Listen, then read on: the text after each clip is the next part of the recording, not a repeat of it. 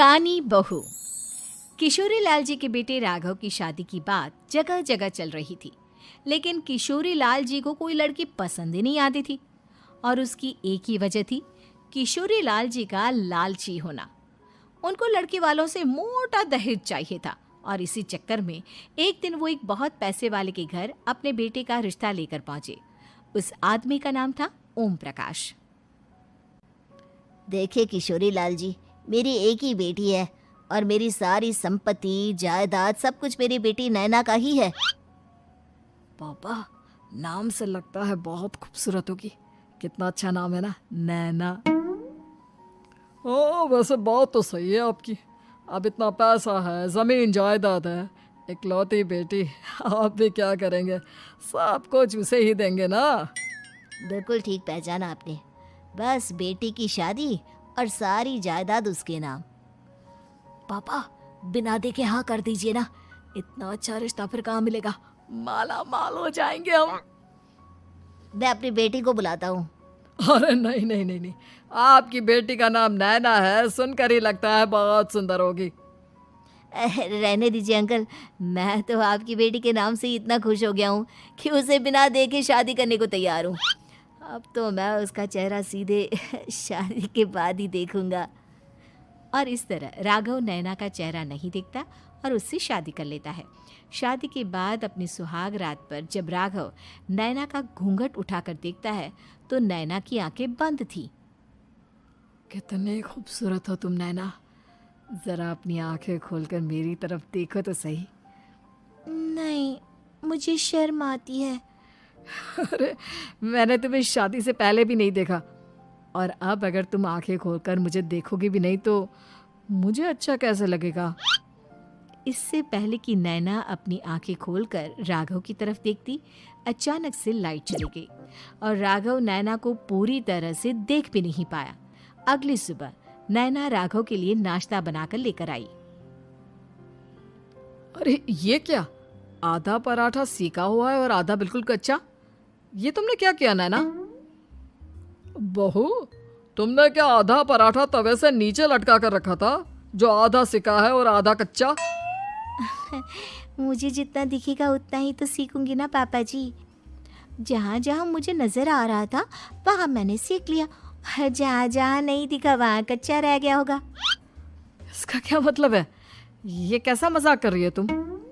अरे बहू, तुमने इतना लंबा घूंघट क्यों लगाया हुआ है? देखो, हमारे घर में बहुओं को बेटी की तरह रखा जाता है, और फिर तुम तो इतना सारा माल लेकर आई हो। देखो, ये घूंघट डालकर रखने की कोई ज़रूरत नहीं है। हाँ नैना, पापा जी ठीक कह रहे हैं, तुम तो आराम से रहो, अपना ही घर समझो। नैना अचानक से अपना घूंघट उठा लेती है।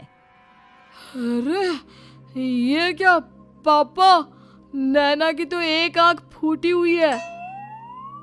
नाम से नैना, लेकिन ये तो कानी बहू निकली। मेरे साथ धोखा हुआ है, धोखा। बिना दिखाए अपनी कानी लड़की मेरे संग ब्याह दी। मुझे कानी बीवी नहीं चाहिए। मुझे अभी ओम प्रकाश जी से बात करनी पड़ेगी। आखिर उन्होंने मेरे साथ ऐसा किया क्यों? अरे, आप लोगों ने ही तो पापा से कहा था कि आप लोग शादी से पहले मुझे देखना नहीं चाहते। अब मेरे पापा पर क्यों इल्जाम लगा रहे हैं? अरे लेकिन उन्हें बताना तो चाहिए था ना कि तुम कानी हो, एक आंख से तुम्हें दिखाई नहीं देता। किशोरी लाल और राघव नाराज होकर ओम प्रकाश को अपने घर बुलाते हैं। पापा जी, ये आपने क्या किया? शादी से पहले बताया क्यों नहीं कि नैना की आंखों में परेशानी है? अरे, आप ही ने तो लड़की देखने से मना कर दिया था। और लेकिन आप बता तो सकते थे। आपको तो हमारी बेटी की प्रॉपर्टी चाहिए थी, वो भी पूरी की पूरी। अब क्या हुआ अगर उसे आधा दिखाई देता है? प्रॉपर्टी तो आपको पूरी मिल गई ना। अरे ये क्या बात हुई? मेरी शादी प्रॉपर्टी से नहीं, आपकी बेटी से हुई है। अब ये तो पहले सोचना चाहिए था, तब तो मेरी प्रॉपर्टी देखकर तुम्हारी जुबान लप लपा रही थी। लेकिन मैं कानी लड़की को अपनी बीवी बनाकर नहीं रख सकता। पापा, कुछ करिए ना आप। हाँ, करता हूँ। देखिए ओम प्रकाश जी, आप हमारे साथ ऐसा नहीं कर सकते। और तुम देखो, अगर तुमने मेरी बेटी से शादी तोड़ी ना, तो जो भी प्रॉपर्टी मैंने तुम्हें दी है वो तो पूरी की पूरी वापस ले ही लूँगा, और आधी प्रॉपर्टी तुम्हारी भी लूँगा। अरे मेरी आधी प्रॉपर्टी भला क्यों लेंगे आप? इसलिए क्योंकि मेरी बेटी को आधा नजर आता है और उसकी नज़र अभी तक तुम्हारी आधी जायदाद पर ही पड़ी है। अब तुम उसे घर से निकालोगे तो कुछ तो लेकर जाएगी ना। और अगर हम आपकी बेटी को अपने घर की बहू बनाकर रखे तो? तो तुम्हारी पूरी प्रॉपर्टी तुम्हारी ही रहेगी, और जो मैंने तुम्हें दिया है ना, उसमें से बस मैं आधा लेकर जाऊंगा।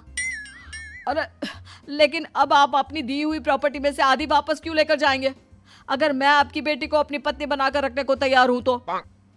इसलिए ताकि भविष्य में अगर तुम मेरी बेटी को धोखा दो तो उसके पास कुछ तो रहे जो पति का हो। वैसे मेरे पास तो बहुत कुछ है, लेकिन अपने पति की कोई निशानी तो उसके पास होनी चाहिए ना। अब अगर तुमने मेरी बेटी को कहानी कहा तो तुम्हें प्रॉपर्टी भी कहानी ही मिलेगी, पूरी नहीं। जमाए राजा। किशोरी लाल और राघव समझ चुके थे कि वो बुरी तरह फंस चुके हैं और अब उनके पास वहां से निकलने का कोई चारा नहीं है। अब समझ में आया ना, लालच बुरी बला होती है। एक तो तुम्हें प्रॉपर्टी मिली, ऊपर से बीवी मिली, उसमें तुम्हें नखरे भी दिखाने हैं। आए बड़े, चुपचाप बैठो दोनों। कुछ दिनों के बाद नैना राघव की कार लेकर बाजार घूमने निकलती है और जब कार लेकर वापस आती है, ये क्या? एक तरफ से मेरी गाड़ी पूरी खराब हो चुकी है। लगता है तुमने मेरी गाड़ी को किसी दूसरी गाड़ी के साथ एक्सीडेंट किया है। अरे अरे कितना बड़ा नुकसान कर दिया तुमने बहू। वो क्या है ना पापा जी, मुझे एक आंख से दिखाई नहीं दे रहा था, सामने से गाड़ी आ रही थी। मुझे तो सिर्फ आधा ही दिखाई दिया और वो गाड़ी मेरी कार से रगड़ते हुए निकल गई। अब मैं क्या करूं बताओ? आप इसे ठीक कराने के पैसे कौन देगा? तुम्हारे पापा। तुमने मुझसे इस तरह से बात की? अभी रुको। नैना राघव की शिकायत ओम प्रकाश को कर देती है। देखो राघव, अब जो मेरी आधी प्रॉपर्टी तुम्हारे पास थी ना, उसमें से आधी और मैं लेकर जाऊंगा, क्योंकि तुमने मेरी बेटी को डांटा। अरे नहीं नहीं पापा जी, गलती हो गई, माफ कर दो। गलती की तो कोई गुंजाइश ही नहीं। अगली बार मेरी बेटी को डांटा तो बची हुई आधी में से आधी और ले जाऊंगा। लालच के चक्कर में हम दोनों ने बहुत बड़ी गलती कर दी बेटा। एक तो तुम्हें कानी बहू मिली और ऊपर से जो माल मिला वो भी काना। इस तरह राघव की हर एक गलती पर ओम प्रकाश उसकी प्रॉपर्टी का आधा आधा हिस्सा लेकर अपना सारा माल वापस ले गया और राघव को कानी बीवी से काम चलाना पड़ा। भाई लालच वाकई में बुरी बला है।